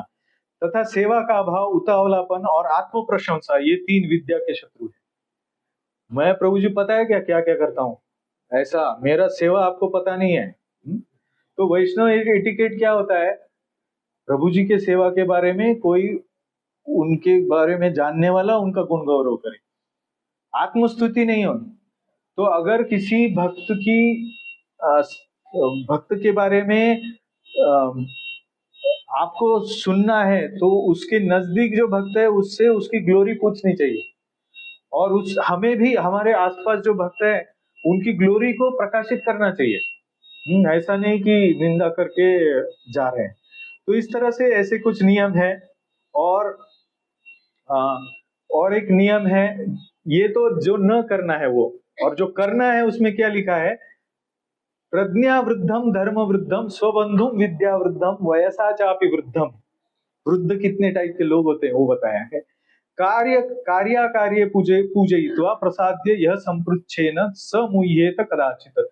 हम जो मोह में फंसे हैं कि मैं ये शरीर हूं, है कि नहीं, हम मोह में फंसे हैं, मुझे लगता है मैं शरीर हूं, मेरे शरीर पे कुछ आघात होता है तो मैं एकदम डर जाता हूँ, भय लगता है मुझे, मृत्यु से भय लगता है, रोगों से भय लगता है मुझे। मुझे थेरोटिकली पता है मैं कृष्ण का भक्त हूँ और मैं इटरनल सर्वेंट हूँ उसका, बट वो थेरोटिकल है, मेरे लिए प्रैक्टिकल नहीं है। तो ऐसे स्थान में ऐसे मोह से मुक्त होना है तो क्या मार्ग है वो बताया, बहुत सुंदर श्लोक है। जो बुद्धि, धर्म, विद्या और अवस्था में बड़े अपने बंधु को आदर सत्कार से प्रसन्न करके उससे कर्तव्य अकर्तव्य के विषय में प्रश्न करता है, वह कभी मोह में नहीं पड़ता। गाइडेंस किससे लेना है? गाइडेंस वृद्धों से। वृद्धों की सेवा किए बिना कोई भी भक्ति को प्राप्त नहीं कर सकता है, शास्त्र में बताया है। तो हमारे आसपास जो भी ज्ञान वृद्ध, प्रज्ञा वृद्ध, प्रज्ञा मतलब सीनियर्स, प्रज्ञा वृद्ध सीनियर्स, एक बोला है कि वयसा चापि वृद्धम, वय मतलब एज से जो भी अपने से बड़े हैं वो भी बड़े हैं। प्रज्ञा वृद्धम, जिनका बुद्धि बहुत ही बाप रे ऐसा बुद्धि है। तो कभी कभी ऐसा हो सकता है कि मैं वयोवृद्ध हूं पर मैं प्रभु जी से प्रज्ञा वृद्ध नहीं हूं, प्रभु जी मेरे से बहुत प्रज्ञा, उनकी बुद्धि बहुत ही चाणाक्ष है, तो मेरे लिए उनसे गाइडेंस लेना कोई बुरी बात नहीं है। मुझे उनसे गाइडेंस लेना ये मेरे बुद्धि के ज्ञान के अध्यात्म के बारे में मेरा प्रगति का लक्षण है। धर्म वृद्धम, जो धर्म में कोई अगर हर रोज मंगल आरती में सुबह मॉर्निंग प्रोग्राम करता है तो अपने से धर्म में काफी आगे है, धर्म के साधना में, तो उससे साधना के बारे में पूछना, प्रभु जी कैसे करते हो, मुझे भी बताओ सिंसियरली, आप मुझे मेरा कान पकड़ सकते हो, मुझे फोन करके बोल सकते हो प्रभु जी क्या है, इतना दिन से क्यों नहीं आए। हाँ, तो इसको बोलते हैं धर्म वृद्धम। स्वबंधुम, मेरे जो बंधु है, बांधव है, उनमें जो भी बड़े हैं उन सब में, उन सबको अपने कार्य से उनकी सेवा करके प्रसन्न करके उनको पूछना है कि मैं कैसे रहूं मेरे जीवन में। भले ही मैं अगर कंप्यूटर इंजीनियर हूं तो मुझे कोई आके पूछेगा कि प्रभु जी मैकेनिकल इंजीनियर का ये प्रश्न है कैसे करूं, तो मैं उसका अधिकारी नहीं हूं। जो जिसमें अधिकारी है उसके सामने जाके विनीत होके उसका सेवा भाव में उससे प्रश्न पूछ के तद्विद्धि प्रणिपातेन परिप्रश्नेन सेवया उपदेक्षन्ति ते ज्ञानम ज्ञानिनः तत्वदर्शी। तो जो तत्वदर्शी महात्मा है उससे उनसे विनीत होके प्रश्न पूछ के उनके साथ आदान प्रदान सेवा का करके हमें भक्ति में आगे बढ़ना है। तो ये मार्ग है, जो शास्त्रों का जो मार्ग है ना, ये मार्ग है। तो मैं यहाँ पे रुकता हूँ। उससे पहले एक छोटा सा कथा बोलता हूँ चैतन्य महाप्रभु का, कि हमारे लिए चैतन्य महाप्रभु ने क्या किया है। चैतन्य भागवत में एक लीला आती है, प्रभु जी ने बोला चैतन्य भागवत के बारे में विस्तार से तो नहीं बोल पाऊंगा, परंतु चैतन्य भागवत में ऐसा एक कथा आता है जिसमें ललितपुर करके एक गांव है। महाप्रभु नित्यानंद प्रभु के साथ, चैतन्य महाप्रभु नित्यानंद प्रभु अद्वैताचार्य के घर जाने का एक प्लान बनाते हैं। तो बीच में एक जगह आता है ललितपुर। ललितपुर में एक उन्हें घर दिखता है। तो चैतन्य महाप्रभु नित्यानंद प्रभु को पूछते हैं, ये किसका घर है, कौन कौन है इस घर में। तो वो बोलते हैं कि ये एक सन्यासी का घर है। अरे सन्यासी का भी कोई घर होता है। तो दोनों, तो नित्यानंद प्रभु उनका ये देखो सदाचार, वो बोल रहे हैं कि अगर हमारा भाग्य होगा, ये परम पुरुष भगवान है, वो बोल रहे हैं दूसरे परम पुरुष भगवान से, हमारा अगर भाग्य होगा तो हमें इन महात्मा सन्यासी का दर्शन करने को मिलेगा। इस भावना से वो जाते हैं। फिर वो सन्यासी के वहां जाके विनीत होके दंडवत प्रणाम करते हैं। तो चैतन्य महाप्रभु को आशीर्वचन देते हुए ये सन्यासी बोलते हैं कि तुम्हारा समृद्धि हो, तुम्हारा बहुत भौतिक प्रगति हो, तुम्हें अच्छी अच्छी चीजें मिले जीवन में, अनुकूलता प्राप्त हो, तुम्हें स्वर्ग जैसा सुख प्राप्त हो। तो चैतन्य महाप्रभु बोलते, अरे रे रे रे, आप ये क्या बोल रहे हैं, ये आशीर्वाद मुझे क्यों दे रहे हैं, मुझे भगवान कृष्ण का भक्त बनना है, तो मुझे ऐसा आशीर्वाद दो। तो ये बोलते हैं कि वाह क्या दिन आ गए, देखो मैं इनकी भलाई चाहता हूँ, यही लोग मुझे आके एक लट्ठी से मार रहे हैं, क्या कलयुग के दिन आए देखो। तो महाप्रभु कृष्ण भावना के बारे में प्रचार करते हैं उनको, कि कृष्ण भावना सबसे उत्तम कैसा वरदान है कि हम सब दुखों से पार हो जाते हैं। तो बोलते हैं अरे रे रे रे रे, ये जो ब्राह्मण है ना, इसकी बुद्धि कुछ ऐसे मंत्र सुन के पागल सी हो गई है। चैतन्य महाप्रभु को बोल रहे हैं, और बोल रहे हैं कि देखो मेरा प्रयाग, काशी, दक्षिण भारत यात्रा, सब तीर्थ यात्रा सब विफल है, मेरा जीवन भर का ज्ञान भी विफल है। ये जो बच्चा है, चैतन्य महाप्रभु के बारे में बोल रहे, ये बच्चा मुझे आके आज सिखा रहा है कि मुझे क्या करना चाहिए क्या नहीं करना चाहिए। तो ये दंभ।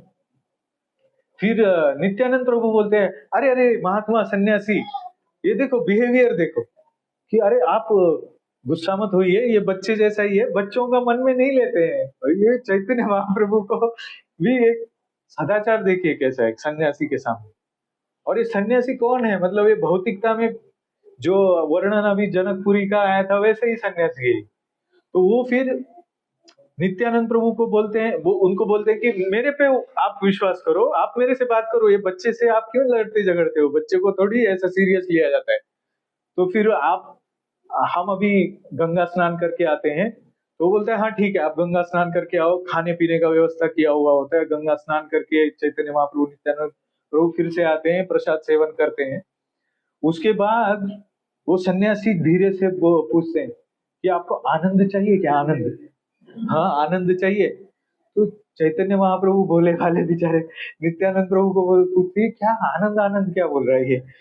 तो ये बोलता है ये दारू के बारे में बोल रहा है। तो ये हैरान हो जाते हैं चैतन्य महाप्रभु, कृष्ण कृष्ण कृष्ण बोल के उठते वहां से, सीधा गंगा में जाके कूदी मारते हैं। परंतु वहां पे वृंदावन दास ठाकुर लिखते हैं कि चैतन्य महाप्रभु का कृपा कितना है। चैतन्य महाप्रभु साक्षात कृष्ण है और वो सब जानते हैं। वैसे ही हमारे ऊपर भी कृपा है भगवान का, वो हमारे बारे में सब जानते हैं, हम कितने दाम्भिक है, हम कितने स्ट्रगलिंग है, हमारे में कितने अनर्थ है, सब कुछ जानते हैं। क्या वो देखते नहीं हम क्या गलती कर रहे हैं, उनको दिखता नहीं कि हमने गलती, हमारा क्या क्या होने वाला है। हम भी कभी कभी आश्चर्यचकित होते हैं कि अरे मेरे से ऐसा कैसा मर्यादा का अतिक्रमण हो गया, इतना बड़ा, मैंने ये प्रिंसिपल कैसे तोड़ा, ऐसे कैसे हो गया मेरे साथ। परंतु भगवान ने पहले ही देखा है कि ये प्रिंसिपल तोड़ने वाला है, फिर भी महाप्रभु हमारे जीवन में आए, ये महाप्रभु का कृपा है। तो वहां पे बोलते हैं कि हम कितना भी नष्ट भ्रष्ट हो, चैतन्य महाप्रभु हमें कृपा देते हैं। परंतु उनको आनंद देने वाली जो चीज है वो हमें करनी है। न धनम न जनम न सुंदरीम कविताम वा जगदीश कामये मम जन्मनि जन्मनि ईश्वरे भवता भक्ति रहे। तो ही तो वहां पे वृंदावन दास ठाकुर लिखते हैं, इस सन्यासी का उद्धार इस जीवन में नहीं होगा, परंतु उसका उद्धार अगले जीवन में अवश्य होगा। और श्रील प्रभुपाद हमें बोलते हैं कि हमें इसी जीवन में भगवत धाम जाना है। हरे कृष्णा। श्रील प्रभुपाद की जय, श्री चैतन्य महाप्रभु की जय, अनंत कोटि वैष्णव वृंद की जय। कुछ गलती हुआ रहेगा, कुछ ज्यादा बोल दिया रहेगा तो माफ कर दीजिए, प्रभु जी है, उनके गाइडेंस में हम हैं। प्रभु जी का ही टाइम मैंने खा लिया शायद बहुत सारा। प्रभु जी बहुत अच्छा तरह से एक्सप्लेनेशन किया भगवद गीता के देश के बारे में, कैसा होना था एक्चुअल जीवन में, कैसा होना, वैष्णव को कैसा आदर करना पड़ता, सन्यासी को कार्य किया है, सन्यासी के बारे में बताया, बहुत अच्छा एक्सप्लेनेशन, बहुत अच्छा डिटेल में बताया। धन्यवाद प्रभु जी। तो मेरे बारे में तो बहुत बात किया था, एक्चुअली मैं क्वालिफाई नहीं है उसको, मेरे सारा नहीं मेरे पास, तो फिर भी मैं कोशिश कर रहा है एक्चुअल जो कुछ मैनेजमेंट क्योंकि मेरे को रिस्पॉन्सिबल दिया उसके बारे में मैं कोशिश कर रहा। तो मुझे मेरे को बहुत मदद करते उसके बारे में, एक्चुअल जो कुछ प्रॉब्लम आ गया इमीडिएटली कुछ प्रभु से बात करते हम लोगों ने शेयर देते कुछ जो टॉप मैनेजमेंट को देने का, बस बाद में हमारे ऊपर और एसी कंपनी बॉम्बे में है, तो हम लोगों उसके करस्पॉन्डिंग करके उसको कैसा करने का, मंदिर में आगे कैसा बढ़ाने का, भक्तों को कैसा पेज लेना पड़ता भक्तों के लिए, वो भी स्पेशल हमारा सब्जेक्ट है। अनेक प्रकार भक्त हमारा मंदिर में, बहुत भक्त लोग नया लोग हैं, जुना लोग हैं, जुना लोग बहुत मंदिर से भी बाहर गए थे। हम लोग प्लानिंग कर रहे हैं, सब बात करके मंदिर पे जोड़ेंगे, फिर इन लोग वैसा सोच रहा हम लोग, तो थोड़ा 2-3 मीटिंग भी हो गया था हमारा, तो चालू प्रभु जी भी बहुत देखिए बहुत लोग को मिलाया भी, तो द्वारका में प्रभु आपको मालूम होगा, द्वारका में प्रभु पहले था एक्चुअल बिगिनिंग, एक्चुअल स्टार्टिंग अपना मंदिर इस्कॉन में एक्चुअल उनका घर में चालू हुआ, हमारे घर में उनका घर में दोनों चालू हुआ, इस कारण से उनको बाहर गया था कम से कम 12 साल हो गया, कम से कम 12 साल। पीछे बहुत अच्छा रहता महाराज जी, बहुत अच्छा तरह से करते, बहुत अच्छा नंबर तो भक्त है महाराज को भी बहुत मानता है, घर में बहुत कष्ट किया एक्चुअली। तो पहले तो बहुत तकलीफ होता था, छोटा घर है, रूम में सब पूरा हम लोग कुकिंग करते थे, कुकिंग में वो सामान तो सब पूरा कुकिंग करते, सबको बताते हम लोग। ऐसा भक्त जोड़ने के बाद बाहर जाने के बाद हमको बहुत दुख हो जाता, बहुत दुख हो जाता, इसलिए हम लोगों ने शेयर किया थे लोगों को कैसा लाएंगे मंदिर में, कैसे जोड़ेंगे, तो काउंसिलर का हम लोगों को मीटिंग में लिया, फिर काउंसिल बोर्ड में हम लोग जोड़ दिया, अभी आएंगे, अभी तो गुरु पे नया गुरु महाराज जी के गुरु तैयार करेंगे। ऐसा अनेक प्रकार का हम लोग सोच रहा था मंदिर में भक्तों को कैसा रक्षण देंगे, हम लोग अनेक प्रकार का प्रॉब्लम होता मुझे डायरेक्ट कांटेक्ट करके रोज अपना काउंसिल ग्रुप में हर एक से बात करेंगे, हमारा रोहित कुमार प्रभु माइक प्रभु जी भी है, हम लोग बात करेंगे क्या प्रॉब्लम, इश्यू प्रॉब्लम, हर एक को कुछ मुझे प्रॉब्लम हो सकता, प्रॉब्लम कैसे सॉल्व कर सकते हैं हम लोग, वो आपका सहायता चाहिए। कभी कभी क्या रहता पॉइंट आउट करते रहता, कोई लोग प्रभु जी मंदिर भी तो बहुत अच्छा कार्य करते हैं आप लोग, तो हमारा एक्चुअल उद्देश्य क्या है एक्चुअली, दूसरा प्रभु जी बताए ना देश देश देश, मेरे सब्जेक्ट भी आई है एक्चुअल देश है, देश का बारे में, देश हर एक व्यक्ति की क्या हृदय में देश थोड़ा होते रहता, जो सा कारण से क्या रहता भक्ति नहीं करा पाते, हृदय में क्या रहता हमारा जलन हो जाता देश का जाने, एक भक्त अच्छा तरह से प्रगति किया, अच्छा सब किया, उनको अच्छा मानना पड़ता हमको, हम लोग उसको देख के क्या जल्दी होता हमारा देश हो जाता भावना, देश का कारण से क्या रहता हमको आध्यात्मिक में अगर नहीं बढ़ सकता हम लोग, पतन हो जाता हमारा ज्यादा ज्यादा पतन होने के कारण, इसलिए कोई भी व्यक्ति को देश कभी भी नहीं करे, उनको प्रगति करने के लिए और उत्साह देना पड़ता है कि नहीं, बहुत उत्साह, हर एक व्यक्ति को देश है क्या नहीं, कोई नहीं जिसको हृदय में देश नहीं है, हर एक व्यक्ति है क्या नहीं, बोलो है क्या नहीं, वो देश कैसा निकलना बाहर नहीं बता दो, देश कैसा निकालने का बाहर, जब अगर देश हृदय में अगर होए, हमारा हृदय में क्या रहता हमेशा बाधा हो जाता, उसमें अनेक प्रकार बाधा हो जाता, भक्ति नहीं कर सकते, अभ्यास नहीं कर सकते, भक्तों को संग में नहीं आ सकता, जपा नहीं हो सकता, आपको जपा बराबर नहीं हो सकता, मेन उद्देश्य क्या है हमारे को, जपा अगर अध्यात्म अगर और आगे बढ़ने के तो जपा बहुत अच्छा तरह से होना, स्ट्रांग होना चाहिए, जब तक हमारे हृदय में अगर देश अगर अच्छा है, देश ऐसे जपन नहीं कर पाते आप लोग, जपा नहीं करो भाई। अब सुबह में जपा करते 16 माला जपा करते ना आप लोग, कितना अटेंड करते हैं आप लोगों को मालूम है कि भाई नहीं मालूम कि जपा करने के लिए होता अटेंड होता कि नहीं होता क्या अटेंड, क्यों होता अटेंड होता? हमारा ध्यान क्या रहता उसमें भगवान नाम में रुचि नहीं, सोचते रहता उससे, जिसका कारण से क्या रहता कि मोह में पड़ जाता हम लोग, कि मोह का कारण से क्या रहता हमारे को भगवान कौन है, कृष्ण भगवान कौन है, एक्चुअली भगवान में लीन होने के लिए प्रयत्न करते हम लोग, भगवान को मानते नहीं हम लोग, देश का कार्य भगवान को मानते नहीं हम लोग, क्यों? मोह है हमारा, माया, माया का कारण से मोह में पड़ जाता हम लोग, मोह का कारण से हम लोग को क्या रहता भगवान कौन है, भगवान को मानते नहीं हम लोग, इसके लिए वो देश तो कुछ चाहिए, देश का बारे में बताया भगवान देश का कैसे देश हमारा हृदय में ना, तो उधर निकलना पड़ता हमारे देश, उसका बारे में बहुत उदाहरण है देश के बारे में। शिशुपाल, शिशुपाल है ना, शिशुपाल कौन है? कौन है शिशुपाल? महाभारत में कौन है? कृष्ण भगवान का मामा का पुत्र है, बराबर है कि मामा का पुत्र है, महाभारत में बच्चा ना उसका मामा का पुत्र है, इतना देश व्यक्ति है उसका, देश व्यक्ति इतना देश व्यक्ति है, हमेशा देश कहते रहता, हमेशा देश कहते रहता, भगवान को दूषित करते रहता, हमेशा दूषित करते रहता, अभी कहते दूषित है वो भगवान शिशुपाल इतना देश करता भगवान को लेकर, तो भगवान के नाम देश करते करते भी क्या करता भगवान को हमेशा स्मरण करते रहता, देश का कार्य से क्या रहता स्मरण हो जाता आपको भगवान का नाम, देश का कार्य क्या होता स्मरण हो जाता, भगवान का स्मरण करना मुश्किल है, हर एक व्यक्ति नहीं कर सकते, मगर शिशुपाल देश का कार्य है, भगवान हमेशा स्मरण करते रहता, स्मरण करते रहता। इसके लिए अनेक उदाहरण है इसका, शिशुपाल जी एक युधिष्ठिर महाराज राजस्व यज्ञ करते हैं, राजस्व यज्ञ, राजस्व यज्ञ करने के लिए अनेक पुरोहित चाहिए, यज्ञ करने के लिए अनेक प्रकार का पुरोहित चाहिए, अच्छा तरह से यज्ञ करना पड़ता है। यज्ञ करने के लिए पहले कोई भी कुछ अच्छा कार्य करने के लिए हमको एक व्यक्ति को अच्छा आपको पूजा करना पड़ता है, वर्शिप करना पड़ता, वर्शिप करना पड़ता, कि वो वर्शिप करने के टाइम में इन लोग सब थोड़ा युधिष्ठिर महाराज ये क्या बताते हैं, उसमें एक व्यक्ति को बता के उसको अच्छा तरह से हमारा राज को यज्ञ करने के लिए उनको वर्शिप करना, पूजा करना पड़ता। कौन है वो व्यक्ति, कौन है ये व्यक्ति, कौन है करने वाला, कौन है?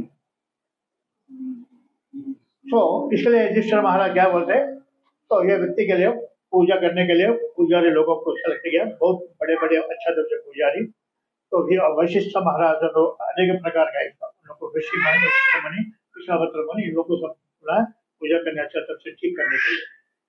वो समय में क्या हो गया होता, ये वो व्यक्ति को हम लोग को सेलेक्ट करना पड़ता, कौन है उसको सेलेक्ट करने के लिए क्या बताते हैं उसको, ये असेंबली, असेंबली में तो दरबार में अनेक प्रकार के रहते हैं, उन लोग राजा लोग रहते, स्कॉलर रहते, क्षत्रिय लोग रहते, सब लोग रहते, ये क्षत्रिय लोग सब किसके लिए बुलाए उन लोगों ने, युधिष्ठिर महाराज ये जो कुछ ये कार्य करते रहता उनको देखने के लिए, उसको सुनने के लिए, कुछ सूचना देने के लिए उसको बुलाया। तो कौन है उसको दूसरा अपना पांडव में आखिर में कौन पर भैया, पांडव में आखिर में कौन है? सहदेव, सहदेव को बुलाया, सहदेव सबसे छोटे पंच पांडव है ना, ये असेंबली चालू है, असेंबली में सहदेव बुलाता है, पांडव पांडव लोग सब लोग हैं, सहदेव को बुलाता, सहदेव इसका आपका सजेशन क्या है, उसका बारे में पूछता, आपका आपके क्या सोचते हो किसको वर्शिप करने का? तो सहदेव बताते हैं Krishna is only the person, he is पूर्ण पुरुषोत्तम भगवान, वही वो आद्य पूजा तो पूजा करने के लिए। तो वो सुन के क्या करता उसको, शिशुपाल को वो जलन हो जाता है, इतना जलन हो जाता है, इतना जलन हो जाता है, इतना बहुत इतना देश करने व्यक्ति को जलन हो जाता, क्यों यही व्यक्ति क्यों कर सकते, दूसरा व्यक्ति कोई नहीं किया, दूसरा व्यक्ति कोई नहीं किया, ऐसा बहुत चलते रहता।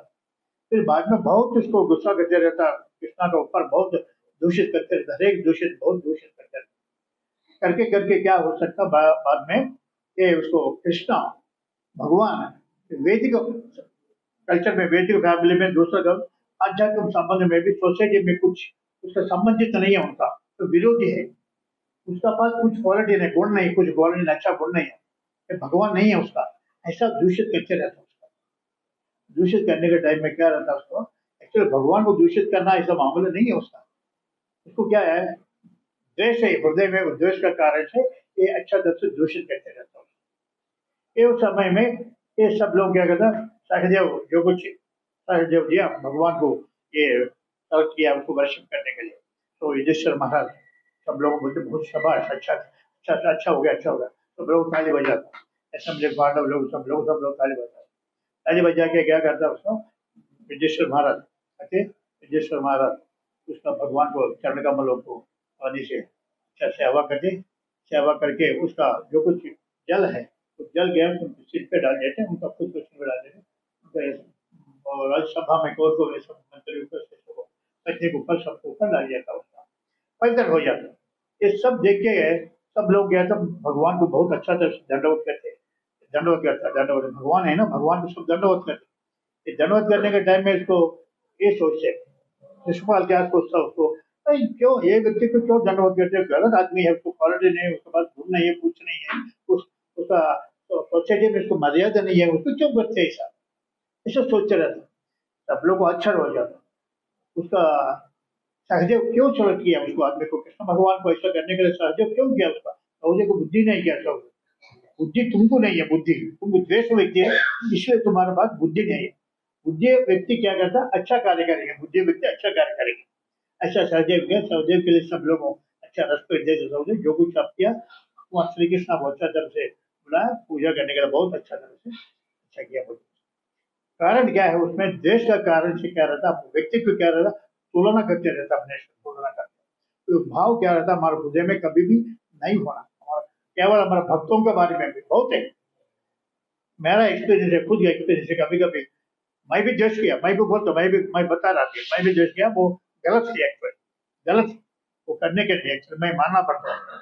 ये अभी ये पढ़ने के बाद मेरे को एक्चुअली शिशुपाल का स्टोरी पढ़ने के बाद मेरे मन में थोड़ा बहुत कल से मैं बहुत सोच रहा था एक्चुअली, क्यों ऐसा मन पे ऐसा हमारा सोच रहा था, उसका क्यों करते हम लोगों देश का बात, देश का करने का बहुत गलत काम, वैष्णव को अपराध किया ना, बहुत अपराध है एक्चुअली। महाराज बता दे, राधानंद महाराज क्या बताते, एक व्यक्ति को हम अगर देश का बताया 100 टाइम्स अपना ऊपर देश बता दिया, राधानंद महाराज एक व्यक्ति को हमेशा देश बते, देश व्यक्ति, देश व्यक्ति, देश व्यक्ति, उसका बताए तो महाराज बताते 100% अपना ऊपर देश आ जाता, बाधा हो जाता, हमारा बाधा हो जाता। देश का व्यक्ति क्या है, बहुत डेंजर है देश व्यक्ति जीवन में, स्पिरिचुअल में आगे नहीं बढ़ेंगे देश के व्यक्ति है, इसके लिए क्या करना, प्रभु जी बहुत अच्छा तरह से बताया, देश देश देश अनेक टाइम पे देश देखा जाए, भगवान स्वयं बताते, भगवान के ऊपर अगर देश की तो तुम्हारा जीवन कैसे रहेगा। ये सब क्या करते, सहदेव वैसे बताई तो पांडव लोगों, सब लोगों पांडव लोगों लेके शिशुपाल को मारने को चालू होता, गुस्सा हो गया ना उनको, कृष्ण भगवान का ऐसे बताए तो पांडव लोग सब लोग आयुध लेके शिशुपाल के पास जा रहे, तुरंत भाग रहा, भाग के मारने को जा रहा, मारने को जा रहा, तो भगवान कृष्ण है उधर, रोको तुम, रोको, मैं है इधर, रोको तुम जाने के नहीं, तो उन लोगों सब भगवान देखो आपको रोको बोलते, आप लोग आपको इतना गाली दिया, आपको इतना द्वेष करते रहते, आपको इतना दूषित करते, आप इतना सहन क्यों करते, आप इतना सहन क्या करे, कि सहन करने का गुण में वो बहुत अच्छा तेज है, सहन गुण का, कोई भी अगर अपने को दूषित किया सहन करना पड़ता, अगर सहन नहीं किया हम भी झगड़ा चालू हो जाता, कलयुग में क्या रहता है, झगड़ा चालू होता रहा।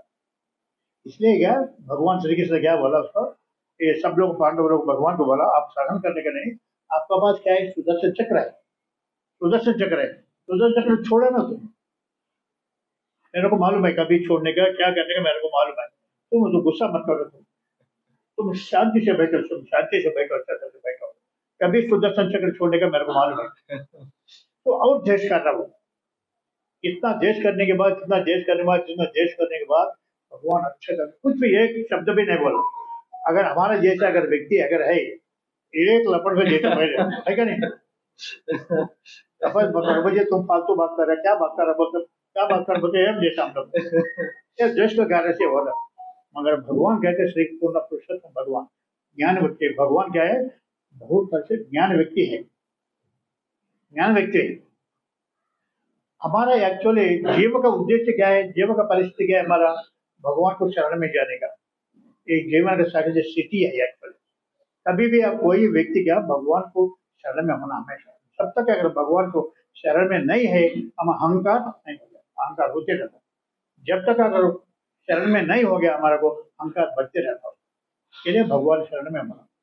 जब क्या किया कि पांडव लोग ऐसा बोलने के बाद भगवान शांति से बैठा, भगवान को भी अंदर है ही, फिर भी बोलो नहीं बता रहा उसका, हमारा जैसे दर्द नहीं बता रहे।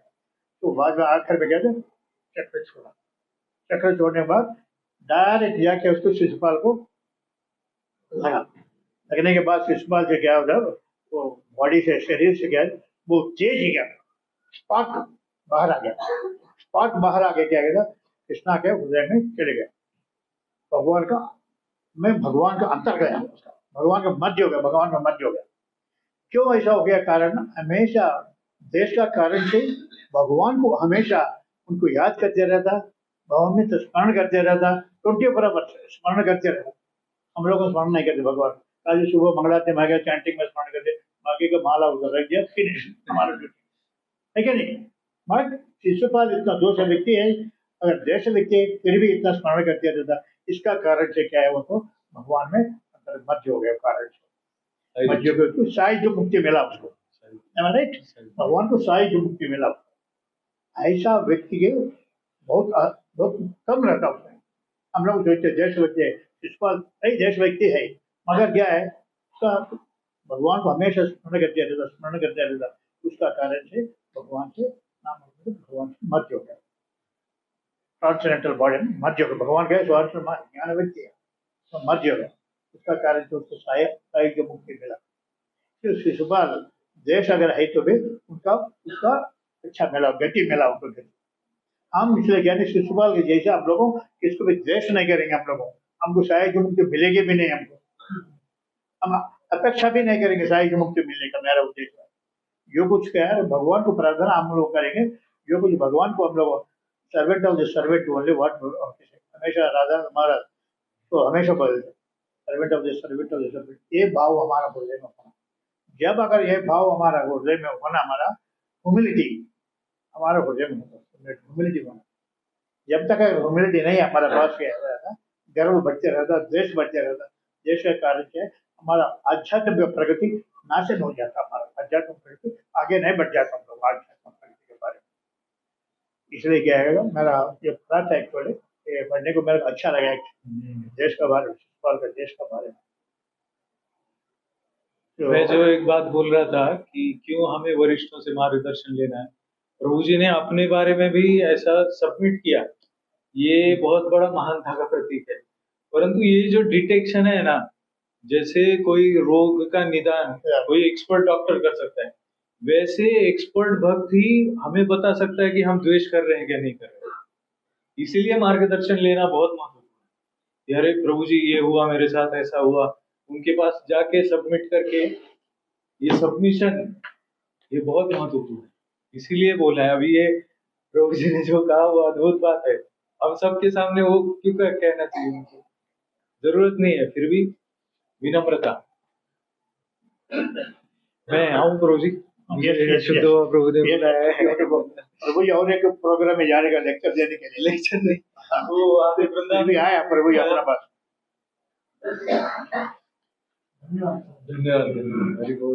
आप सबके चरणों में मेरा विनम्र दंडवत प्रणाम, और आप सब मेरे लिए प्रार्थना कीजिए कि मैं जो बड़ी बड़ी बातें ये सब कर रहा हूँ भगवद गीता भागवत मेरा लायक ही नहीं है, फिर भी कह रहा हूँ। आप सबकी कृपा आशीर्वाद से मैं भी एक दिन अच्छा भक्त बन जाऊंगा, ऐसा प्रार्थना करता हूँ। हरे कृष्ण। तीन बार हरि बोल बोलो प्रभु जी।